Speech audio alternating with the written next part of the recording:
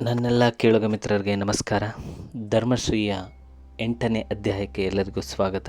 ಹೆಚ್ಚು ತಡ ಮಾಡದೆ ಸೀದಾ ಕತೆಗೆ ಹೋಗ್ತಾ ಇದ್ದೀನಿ. ನಮ್ಮ ಕಥಾನಾಯಕ ಸತ್ಯ ಚನ್ನರಾಯಪಟ್ಟಣದಿಂದ ಮೈಸೂರಿನ ಎಡೆಗೆ ಪಯಣವನ್ನು ಸಾಗಿಸ್ತಾನೆ. ಅಲ್ಲಿನ ಜನಜೀವನದಲ್ಲಿ ಹೇಗೆ ಬೆರಿತಾನೆ ಅನ್ನೋದು ಇಲ್ಲಿಂದ ಶುರುವಾಗುತ್ತೆ. ಮೈಸೂರಿನಲ್ಲಿರುವಷ್ಟು ಉಚಿತ ವಿದ್ಯಾರ್ಥಿ ನಿಲಯಗಳು ಪ್ರಾಯಶಃ ಇನ್ನಾವ ಊರಿನಲ್ಲಿಯೂ ಇಲ್ಲ. ಪ್ರತಿಯೊಂದು ಮತಸ್ಥರಿಗೂ ಈ ನಗರದಲ್ಲಿ ವಿದ್ಯಾರ್ಥಿ ನಿಲಯ ಮತ್ತು ಉಚಿತ ವಿದ್ಯಾರ್ಥಿ ನಿಲಯಗಳಿವೆ. ದಿವಂಗತ ಸುಬ್ಬಕೃಷ್ಣಯ್ಯನವರ ಬ್ರಾಹ್ಮಣ ಅನಾಥಾಲಯದ ಸ್ಥಾಪನೆಯಾದಾಗಿನಿಂದಲೂ ಅನೇಕ ಬಡ ವಿದ್ಯಾರ್ಥಿಗಳಿಗೆ ಆಶ್ರಯವಿತ್ತಿದೆ. ಈ ಸಂಸ್ಥೆಯಿಂದ ನೆರವು ಪಡೆದು ಓದಿದವರು ಅನೇಕ ಮಂದಿ ದೊಡ್ಡ ವ್ಯಕ್ತಿಗಳಾಗಿ ಬಾಳಿದ್ದಾರೆ. ಆಲಯಕ್ಕೆ ಕಟ್ಟಡವಿದೆ. ಸಾಕಷ್ಟು ಸಂಖ್ಯೆಯ ಕೊಠಡಿಗಳು, ಊಟದ ಮನೆ, ಅಡಿಗೆ ಮನೆ, ಸ್ನಾನ, ಶೌಚಗೃಹಗಳು ಅಣಿಯಾಗಿವೆ. ಅನಾಥಾಲಯವನ್ನು ಸ್ಥಾಪಿಸಿದ ಸುಬ್ಬಕೃಷ್ಣಯ್ಯನವರು ಮೃತರಾದ ಮೇಲೆ ಅದರ ಆಡಳಿತವೆಲ್ಲ ಒಬ್ಬ ಮ್ಯಾನೇಜರ್ ಕೈಗೆ ಬಂತು. ಮ್ಯಾನೇಜರರು ಈ ಕೆಲಸಕ್ಕೆ ಬರುವ ಮೊದಲು ವಿಶ್ವವಿದ್ಯಾನಿಲಯದಲ್ಲಿ ಅಕೌಂಟೆಂಟ್ ಆಗಿ ಕೆಲಸ ಮಾಡಿ ವಿಶ್ರಾಂತಿ ಪಡೆದವರು. ನಾನು ಮೈಸೂರಿಗೆ ಹೋದಾಗ ಅವರ ವಯಸ್ಸು 80. ಬಹು ಮಂದಿ ವಿದ್ಯಾರ್ಥಿಗಳಿಗೆ ಅವರ ಹುಟ್ಟು ಹೆಸರು ಗೊತ್ತಿರಲಿಲ್ಲ. ವಿದ್ಯಾರ್ಥಿಗಳು, ಸಾರ್ವಜನಿಕರು ಮತ್ತು ಆಡಳಿತ ವರ್ಗದ ಸದಸ್ಯರು ಎಲ್ಲರೂ ಅವರನ್ನು ಮ್ಯಾನೇಜರ್ ಎಂದೇ ಕರೆಯುತ್ತಿದ್ದರು. ವಯಸ್ಸಿನಿಂದಾಗಿ ಯಾವಾಗಲೂ ಬಗ್ಗಿ ಕೋಲು ಊರಿಕೊಂಡು ನಡೆಯುತ್ತಿದ್ದರು. ಚಿಕ್ಕ ವಯಸ್ಸಿನಿಂದಲೇ ಅವರ ಸಂಸಾರ ಜೀವನ ಅಷ್ಟು ಸುಖಕರವಾಗಿರಲಿಲ್ಲವಂತೆ. ಯಾವುದೋ ಜನ್ಮದಲ್ಲಿ ತಾವು ಮಾಡಿದ ಪಾಪದಿಂದ ತಮಗೆ ಹಾಗಾಯಿತೆಂದು ಯಾವಾಗಲಾದರೂ ಹೇಳುತ್ತಿರುತ್ತಾರೆ. ಈಗಲಾದರೂ ಪುಣ್ಯದ ಕೆಲಸ ಮಾಡಬೇಕೆಂದು ತಮ್ಮ ವೇಳೆ, ಶಕ್ತಿ ಎಲ್ಲವನ್ನು ಅನಾಥಾಲಯಕ್ಕಾಗಿ ಮುಡಿಪಿಟ್ಟಿದ್ದರು. ಯಾವ ವಿದ್ಯಾರ್ಥಿಯಾಗಲಿ ಅವರಲ್ಲಿ ಹೋಗಿ ತಮ್ಮ ಕಷ್ಟ ಸುಖ ಹೇಳಿಕೊಂಡರೆ ಸ್ವಲ್ಪವಾದರೂ ಸಹಾಯ ಮಾಡದೆ ಬಿಡುತ್ತಿರಲಿಲ್ಲ. ಪೂರ್ತಿಯಾಗಿ ಊಟದ ಸಹಾಯ ಮಾಡಲಾಗದಿದ್ದರೆ ಕೊನೆಯ ಪಕ್ಷ ವಾರಕ್ಕೆ 3-4 ದಿನವಾದರೂ ವ್ಯವಸ್ಥೆ ಮಾಡುತ್ತಿದ್ದರು. ಮೈಸೂರಿಗೆ ಹೋದ 1 ವಾರದಲ್ಲಿ ನನಗೆ ಅನಾಥಾಲಯದಲ್ಲಿ ಪೂರ್ಣವಾಗಿ ಊಟದ ಸೌಕರ್ಯ ದೊರೆಯಿತು. ವಸತಿಗೆ ನಂಜುವಿನ ಕೊಠಡಿ. 1 ತಿಂಗಳಿನ ಒಳಗೆ ತಿಂಗಳಿಗೆ 15 ರೂಪಾಯಿ ಸಂಪಾದನೆಯಾಗುವ ಪಾಠ ಸಿಕ್ಕಿತ್ತು. ನಂಜು ಓದುತ್ತಿದ್ದ ಶಾರದಾ ವಿಲಾಸ ಹೈಸ್ಕೂಲಿಗೆ ನಾನು ಸೇರಿದೆ. ಅವನು ನನಗಿಂತ 1 ವರ್ಷಕ್ಕೆ ಮುಂದಿನ ತರಗತಿಯಲ್ಲಿದ್ದ. ಆ ಶಾಲೆಯ ಬಗ್ಗೆ ಅವನು ಹೇಳಿದ್ದುದೆಲ್ಲ ವಾಸ್ತವವಾಗಿತ್ತು. ತರಗತಿಯಲ್ಲಿ ಎದ್ದು ನಿಂತು ಯಾವುದಾದರೂ ಪ್ರಶ್ನೆ ಕೇಳಿದರೆ ಒಬ್ಬಿಬ್ಬರನ್ನು ಬಿಟ್ಟರೆ ಉಳಿದ ಎಲ್ಲ ಉಪಾಧ್ಯಾಯರು ಕೋಪಿಸಿಕೊಳ್ಳದೆ ಉತ್ತರ ಕೊಡುತ್ತಿದ್ದರು. ಯಾವುದಾದರೂ ಪುಸ್ತಕ ಕೇಳಿದರೆ ತಮ್ಮ ಹೆಸರಿನಿಂದ ಪುಸ್ತಕ ಭಂಡಾರದಲ್ಲಿ ಕೊಡಿಸುತ್ತಿದ್ದರು. ನಾನು ಓದಿದ ಪುಸ್ತಕ ಹಿಂತಿರುಗಿ ಕೊಡುವಾಗ ಅದರ ಬಗ್ಗೆ ಪ್ರಶ್ನೆ ಕೇಳಿ ನನ್ನ ತಿಳುವಳಿಕೆಯನ್ನು ಹರಿತಗೊಳಿಸುತ್ತಿದ್ದರು. ಚಲುವರಾಯಪಟ್ಟಣದಲ್ಲಿ ಉಸಿರು ಕಟ್ಟಿ ಹೋಗಿದ್ದ ನನ್ನ ಬುದ್ಧಿಗೆ ಇಲ್ಲಿ ಆಯಾಗಿ ಶ್ವಾಸೋಚ್ಛ್ವಾಸ ಮಾಡಲು ಅವಕಾಶ ದೊರಕಿತು. ಬರಿಯ ಕತೆ, ಕಾದಂಬರಿಗಳನ್ನು ಓದುವುದರ ಜೊತೆಗೆ ಮಹಾಪುರುಷರ ಜೀವನ ಚರಿತ್ರೆ ಮತ್ತು ವಿಮರ್ಶಾತ್ಮಕವಾದ ಕನ್ನಡ ಪುಸ್ತಕಗಳನ್ನು ಓದುವಂತೆ ಉಪಾಧ್ಯಾಯರುಗಳು ಪ್ರೋತ್ಸಾಹಿಸುತ್ತಿದ್ದರು. ಅನಾಥಾಲಯವು ಬುದ್ಧಿವಂತ ವಿದ್ಯಾರ್ಥಿಗಳಿಂದ ತುಂಬಿತ್ತು. ಪ್ರಥಮ ದರ್ಜೆಯಲ್ಲಿ ತರ್ಗಡೆಯಾಗದ ವಿದ್ಯಾರ್ಥಿಗೆ ಅಲ್ಲಿ ಅವಕಾಶವಿರಲಿಲ್ಲ. ಅಕಸ್ಮಾತ್ ಯಾರಾದರೊಬ್ಬ ವಿದ್ಯಾರ್ಥಿ ಪ್ರಥಮ ದರ್ಜೆಯಲ್ಲಿ ತರ್ಗಡೆಯಾಗದಿದ್ದರೆ ಅಲ್ಲಿಂದ ಕಳುಹಿಸಿಬಿಡುತ್ತಿದ್ದರು. ಆದುದರಿಂದ ಎಲ್ಲ ವಿದ್ಯಾರ್ಥಿಗಳು ಕಷ್ಟಪಟ್ಟು ಓದುತ್ತಿದ್ದರು.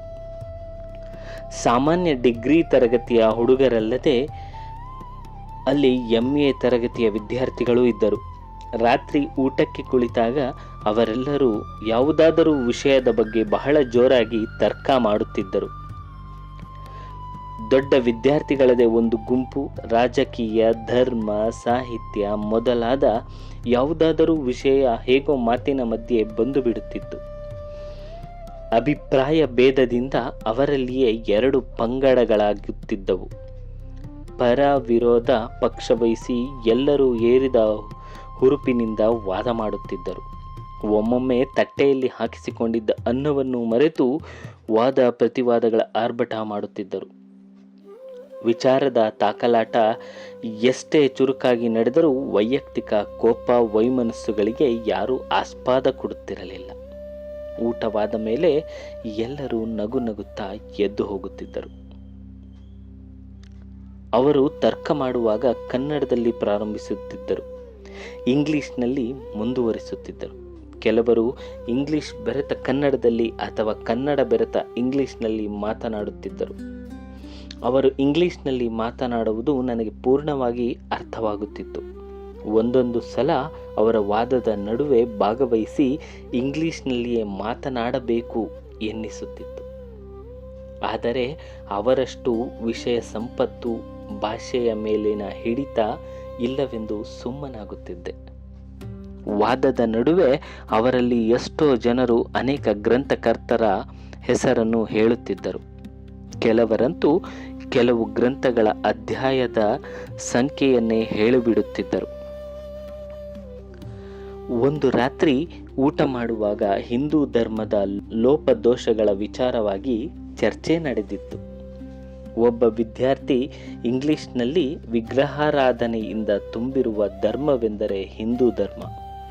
ಬೀದಿಯಲ್ಲಿ ಹೋಗುತ್ತಿರುವಾಗ ಯಾವುದಾದರೂ ಒಂದು ಕರಿಯ ಕಲ್ಲನ್ನು ಕಂಡರೆ ಯಾವನಾದರೊಬ್ಬ ಅದನ್ನೇ ದೇವರೆಂದು ತಿಳಿದು ಅದರ ಮೇಲೆ ಒಂದು ಪುಟ್ಟ ದೇವಸ್ಥಾನ ಕಟ್ಟಿಸುತ್ತಾನೆ.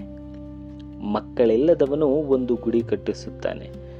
ತುಂಬ ದುಡ್ಡಿದವನಿಗೆ ಹೊಟ್ಟೆ ನೋವು ಬಂದರೆ ಗುಡಿ ಕಟ್ಟಿಸ್ತೀನಿ ಅಂತ ಹರಕೆ ಮಾಡ್ಕೊತಾನೆ. ಕಲ್ಲನ್ನು ಪೂಜೆ ಮಾಡುವಂತಹ ಮೂಢನಂಬಿಕೆ ನಮ್ಮ ಧರ್ಮದಲ್ಲಿ ತುಂಬಿದೆ. ಇತರ ಧರ್ಮಗಳ ವಿಷಯ ಹಾಗಲ್ಲ.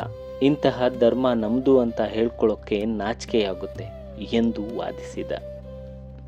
ಅವನು ತನ್ನ ಮಾತನ್ನು ನಿಲ್ಲಿಸಿದ ತಕ್ಷಣ ಇಡೀ ಊಟದ ಮನೆ ನಿಶ್ಶಬ್ದವಾಗಿತ್ತು. ಅಷ್ಟರಲ್ಲಿ ಮತ್ತೊಬ್ಬ ವಿದ್ಯಾರ್ಥಿ ಇಂಗ್ಲಿಷ್ನಲ್ಲಿ ಗಂಭೀರ ಸ್ವರದಲ್ಲಿ ಹೇಳಿದ, ನಮ್ಮದು ಹಿಂದೂ ಧರ್ಮ ಅಂತ ಹೇಳ್ಕೊಳ್ಳೋದ್ರಲ್ಲಿ ನಾಚಿಕೆ ಪಡಬೇಕಾದದ್ದೇನೂ ಇಲ್ಲ. ನಾನು ಹಿಂದೂ ಎನ್ನೋದಕ್ಕೆ ನನಗೆ ಅತ್ಯಂತ ಹೆಮ್ಮೆ ಇದೆ. ವಿಗ್ರಹಾರಾಧನೆಯು ಅರ್ಥವನ್ನು, ಉಪಯುಕ್ತತೆಯನ್ನು ಕುರಿತು ಯೋಚಿಸಿ ತಿಳಿದುಕೊಂಡವರು ಈ ಮಾತನ್ನು ಎಂದಿಗೂ ಆಡುವುದಿಲ್ಲ. ಮೊದಲು ಮಾತನಾಡಿದ ವಿದ್ಯಾರ್ಥಿ ಅದರ ಉಪಯುಕ್ತತೆಯನ್ನು ಸ್ವಲ್ಪ ದಯವಿಟ್ಟು ವಿವರಿಸಿ ಎಂದು ಕೇಳಿದ. ಅದಕ್ಕೆ ಅವನು, ವಿವೇಕಾನಂದರು ಅದನ್ನು ಸಾಮಾನ್ಯನಿಗೂ ತಿಳಿಯುವ ಹಾಗೆ ವಿವರಿಸಿದ್ದಾರೆ. ಭಗವಂತನನ್ನು ಯಾವ ವಿಗ್ರಹದಿಂದಲೂ ಅಥವಾ ಆಕಾರದಿಂದಲೂ ಮಿತಗೊಳಿಸಲು ಸಾಧ್ಯವಿಲ್ಲ. ಅವನು ಅನಂತ, ನಿರಾಕಾರ, ನಿರ್ಗುಣ, ರೂಪ, ಕಾಲ, ದೇಶಗಳಿಗೆ ಅತೀತ. ಆದರೆ ಜ್ಞಾನ ಮಾರ್ಗದಲ್ಲಿ ಒಂದು ಹೆಜ್ಜೆ ಮುಂದೆ ಸಾಗಿ ವಿಚಾರ ಮಾಡುವವನು ಮಾತ್ರ ಈ ಮಾತನ್ನು ಹೇಳಬೇಕು. ಜ್ಞಾನವೇ ಮುಕ್ತಿಯ ಏಕೈಕ ಮಾರ್ಗವಲ್ಲ. ಆಧ್ಯಾತ್ಮಿಕ ಜೀವನದ ಆರಂಭದ ದಶೆಯಲ್ಲಿಯೇ ಇಷ್ಟೆಲ್ಲ ಗಹನವಾದ ಕಲ್ಪನೆಯು ಯಾರಿಗೂ ಬರುವುದಿಲ್ಲ. ಭಗವಂತನನ್ನು ನಿರಾಕಾರ, ನಿರ್ಗುಣವೆನ್ನುವುದು ಸುಲಭ.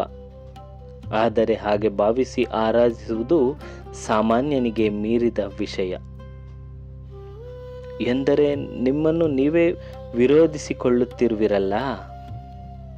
ಸಾಮಾನ್ಯ ದೃಷ್ಟಿಗೆ ಆಧ್ಯಾತ್ಮ ವಿಚಾರಗಳು ಸ್ವಯಂ ವಿರೋಧವಾಗಿ ಕಾಣುತ್ತವೆ. ಸಾಮಾನ್ಯ ಮನುಷ್ಯನ ಚಿತ್ತವನ್ನು ಕೇಂದ್ರೀಕರಿಸಲು ವಿಗ್ರಹವು ಒಂದು ಮಹತ್ತರ ಸಾಧನ. ಸಾಧಕನ ಊರ್ಧ್ವಮುಖ ಮಾರ್ಗದಲ್ಲಿ ಇರುವ ಸಹಾಯಕ ಏಣಿ ವಿಗ್ರಹ. ಹಾಗೆ ನೋಡಿದರೆ ನಿರಾಕಾರ ತತ್ವವನ್ನು ತರ್ಕದ ಪರಮಾವಧಿಗೆ ನಮ್ಮಷ್ಟು ಒಯ್ದವರೇ ಇಲ್ಲ. ಹಾಗಿದ್ದು ನಾವು ಸಾಕಾರಕ್ಕೆ ಪೂರ್ಣ ಪ್ರಾಶಸ್ತ್ಯ ಕೊಟ್ಟಿದ್ದೇವೆ. ಹಿಂದೂ ಧರ್ಮದ ವೈಶಾಲ್ಯ ಇರುವುದೇ ಇಲ್ಲಿ. ಆಧ್ಯಾತ್ಮದ ಹಾದಿಯಲ್ಲಿ ಒಂದು ಮಟ್ಟದವರೆಗೆ ಸಾಗಿರುವವನ ಅಭಿಪ್ರಾಯವನ್ನೇ ಉಳಿದ ಎಲ್ಲರ ಮೇಲೂ ಬಲವಂತವಾಗಿ ಹೇರುವುದು ಧಾರ್ಮಿಕ ಅಸಹಿಷ್ಣುತೆಯಾಗುತ್ತೆ. ಎಲ್ಲರ ಮಟ್ಟದ ಸಾಧಕರುಗಳ ಗುರಿಯಲ್ಲಿಯೂ ಇರುವ ಏಕತೆಯನ್ನು ಹಿಂದೂ ಧರ್ಮ ಪರಿಗಣಿಸುತ್ತದೆ.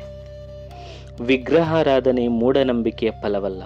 ಬುದ್ಧಿಶಕ್ತಿಯ ಮಿತಿಯನ್ನು ಬುದ್ಧಿಶಕ್ತಿಯಿಂದಲೇ ಗುರುತಿಸುವ ಬೌದ್ಧಿಕ ವಿಜಯದ ಕುರುಹು. ಇವೆಲ್ಲವನ್ನು ಹೇಳುತ್ತಿದ್ದಾತ ಆ ವೇಷ ಬಂದವನಂತೆ ಮಾತನಾಡುತ್ತಿದ್ದ. ಆತನ ಕಣ್ಣಿನಲ್ಲಿ ವಿಚಾರದ ಹೊಳಪು ಪ್ರಜ್ವಲಿಸುತ್ತಿತ್ತು. ಉಳಿದ ಎಲ್ಲರೂ ತದೇಕಚಿತ್ತರಾಗಿ ಕೇಳುತ್ತಿದ್ದರು. ಆತನ ವಾದಸರಣಿ, ನಿರರ್ಗಳ ವಾಗ್ಮಯಿ ಮತ್ತು ತನ್ನ ಅಭಿಪ್ರಾಯದಲ್ಲಿಟ್ಟಿದ್ದ ಪೂರ್ಣ ಶ್ರದ್ಧೆಯು ಎಲ್ಲರ ಅರಿವಿಗೂ ಬಂದಿತ್ತು. ಚರ್ಚೆಯನ್ನು ಪ್ರಾರಂಭಿಸಿದ ವಿದ್ಯಾರ್ಥಿಯ ಬಾಯಿ ಕಟ್ಟಿಹೋಗಿತ್ತು. ಆದರೂ ಅವನು ಹೇಳಿದ, ನನಗೆ ಗೊತ್ತು ಶಂಕರ್ರಾವ್, ನೀವು RSSನವರು ಅಂತ. ವಾದದಲ್ಲಿ ನೀವು ಯಾವಾಗಲೂ ಸೋಲುವುದಿಲ್ಲ. ವಾದಕ್ಕೆ ಪ್ರತಿವಾದ ಇಟ್ಟೇ ಇರುತ್ತೀರಿ. ಶಂಕರ್ರಾವ್ ಶಾಂತರಾಗಿ ಆದರೆ ಶಕ್ತಿಯುತವಾದ ಧ್ವನಿಯಲ್ಲಿ ಹೇಳಿದರು, ನಾನು ಯಾರಾದರೆ ನಿಮಗೇನು? ನನ್ನ ವಿಚಾರ ನಿಮಗೆ ಒಪ್ಪಿಗೆಯಾಗದಿದ್ದರೆ ಬಿಚ್ಚು ಮಾತಿನಲ್ಲಿ ಹೇಳಿ, ಚರ್ಚೆ ಮಾಡೋಣ. ಸ್ವಾಭಿಮಾನ ಕಳೆದುಕೊಂಡ ನಮಗೆ ನಮ್ಮ ಸಂಸ್ಕೃತಿ, ನಮ್ಮ ಧರ್ಮ, ಆಚಾರ, ವಿಚಾರ, ನಡೆ, ನುಡಿಗಳಲ್ಲಿ ನಾಚಿಕೆಯಾಗುತ್ತಿದೆ. ಅವುಗಳ ಮಹತ್ವದ ಅರಿವು ಸರಿಯಾಗಿ ಇಲ್ಲದಿರುವುದೇ ಅದರ ಕಾರಣ. ಈ ಬಗ್ಗೆ ನಾನು ಹೇಳುವ ಕೆಲವು ಗ್ರಂಥಗಳನ್ನು ನೋಡಿ ನಿಮ್ಮ ಅಭಿಪ್ರಾಯ ನಿಧಾನವಾಗಿ ಬದಲಾಗುತ್ತದೆ. ಚರ್ಚೆ ಸಮಾಪ್ತವಾಗುವ ಸೂಚನೆ ಕಂಡುಬಂದದ್ದರಿಂದ ಎಲ್ಲರೂ ಊಟದ ಕಡೆಗೆ ಗಮನ ಕೊಟ್ಟರು. ಶಂಕರರಾಯರ ವಿಚಾರ ಸರಣಿ ಮೇಲಾಗಿ ಅವರ ಮಾತಿನಲ್ಲಿ ಕಾಣುತ್ತಿದ್ದ ಶ್ರದ್ಧೆ ಮತ್ತು ದೃಢ ವಿಶ್ವಾಸಗಳು ನನ್ನ ಮನಸ್ಸಿನ ಮೇಲೆ ಆಕರ್ಷಕ ಪರಿಣಾಮವನ್ನುಂಟು ಮಾಡಿದ್ದವು. ಇದಕ್ಕೆ ಮೊದಲು ನಾನು ಅವರನ್ನು ನೋಡಿದ್ದೆ, ಅವರ ಮಾತನಾಡುತ್ತಿದ್ದನ್ನು ಕೇಳಿದೆ. ಆದರೆ ಒಂದು ವಿಧವಾದ ಶಕ್ತಿಯು ಅವರ ವ್ಯಕ್ತಿತ್ವದಲ್ಲಿ ಇರುವುದು ಆ ದಿನ ನನಗೆ ತೋರಿತ್ತು. 6 ಅಡಿಗೆ 1-2 ಅಗುಲ, ಕಡಿಮೆ ಎತ್ತರವಾದ ನೀಳವಾದ ಆಳು, ಸುಮಾರು 23ರ ವಯಸ್ಸು, ಮೈಬಣ್ಣ ಕಪ್ಪು, ತಲೆಯ ಮೇಲೆ ರೇಷ್ಮೆಯಂತಹ ಹೊಳೆಯುವ ಕಪ್ಪು ಗುಂಗುರು ಕೂದಲುಗಳು ಹಿಂಭಾಗಕ್ಕೆ ಮುದುಡಿಕೊಂಡಿದ್ದವು. ಮಾತನಾಡುವಾಗ ಬೆಳ್ಳಿಯಂತೆ ಹೊಳೆಯುವ ಅಂದವಾದ ದಂತಗಳು ಅರೆ ತೆರೆದಂತೆ ಕಾಣುತ್ತಿದ್ದವು. ಕಣ್ಣಿನಲ್ಲಿ ವಿಚಾರದ ಕಿಡಿ ಹಾರುತ್ತಿತ್ತು. ಮಾತನಾಡುವಾಗ ತೀಕ್ಷ್ಣವಾದ ಆ ಕಣ್ಣುಗಳು ಎದುರು ಕುಳಿತವರ ಅಂತರಂಗವನ್ನು ಹುಡುಕುವಂತೆ ಕಾಣುತ್ತಿದ್ದವು. ನಾನು ಊಟ ಮಾಡಿ ಕೈ ತೊಳೆದು ಶರ್ಟು ತೊಟ್ಟು ಹೊರಡುವ ಹೊತ್ತಿಗೆ ಅವರು ತಮ್ಮ ಸೈಕಲ್ಲಿನ ಲ್ಯಾಂಪನ್ನು ಹೊತ್ತಿಸಿಕೊಳ್ಳುತ್ತಿದ್ದರು. ನಾನು ಮುಂದೆ ನಡೆದೆ. ನಾನು ಆಲಯದಿಂದ ಸುಮಾರು 20 ಗಜ ಮುಂದೆ ಹೋಗಿದ್ದೆ. ಅವರು ಹಿಂದಿನಿಂದ ಸೈಕಲ್ ಮೇಲೆ ಬಂದರು. ನಾನು ಕೂಗಿದೆ, ರೀ ಶಂಕರ್ರಾಯರೇ. ಅವರು ಸೈಕಲ್ಲಿನಿಂದ ಇಳಿದು ನನ್ನ ಹತ್ತಿರಕ್ಕೆ ಬಂದರು. ನಾನು ಕೇಳಿದೆ, ಊಟ ಮಾಡುವಾಗ ನೀವು ವಿಗ್ರಹಾರಾಧನೆಯ ವಿಷಯದಲ್ಲಿ ಹೇಳಿದ್ದದ್ದು ನನ್ನ ಮನಸ್ಸಿಗೆ ತುಂಬ ಹಿಡಿಸಿತು. ಆದರೂ ಒಂದು ಪ್ರಶ್ನೆ ಕೇಳಲೇ? ಅಗತ್ಯವಾಗಿ ಕೇಳಿ. ನಮ್ಮ ಕಥಾನಾಯಕ ಸತ್ಯನು ಕೇಳಿದ ಪ್ರಶ್ನೆಯಾದರೂ ಏನು? ಈ ಶಂಕರರಾಯರು ಯಾರು? ಶಂಕರರಾಯರು ಮತ್ತು ನಮ್ಮ ಕಥಾನಾಯಕನ ಜೀವನ ಈಗ ಮುಂದೆ ಹೀಗೆ ಸಾಗುತ್ತಾ, ಇಲ್ಲ ಅವರಿಂದ ಇವನಿಗೇನಾದರೂ ಒಂದು ಒಳ್ಳೆಯದಾಗುತ್ತಾ ಲೈಫಲ್ಲಿ ಎನ್ನುವುದನ್ನೆಲ್ಲ ನಾವು ಮುಂದಿನ ಸಂಚಿಕೆಯಲ್ಲಿ ನೋಡೋಣ. ಶಂಕರರಾಯರಿಗೆ ನಮ್ಮ ಕಥಾನಾಯಕ ಸತ್ಯ ಕೇಳುವಂತಹ ಪ್ರಶ್ನೆ ಏನು ಎಂಬುದನ್ನು ನಿಮಗೆ ಗೊತ್ತಿದ್ದರೆ ಹೇಳಿ. ಮುಂದಿನ ಸಂಚಿಕೆಯಲ್ಲಿ ಮತ್ತೆ ಸಿಗೋಣ. ನಮಸ್ಕಾರ.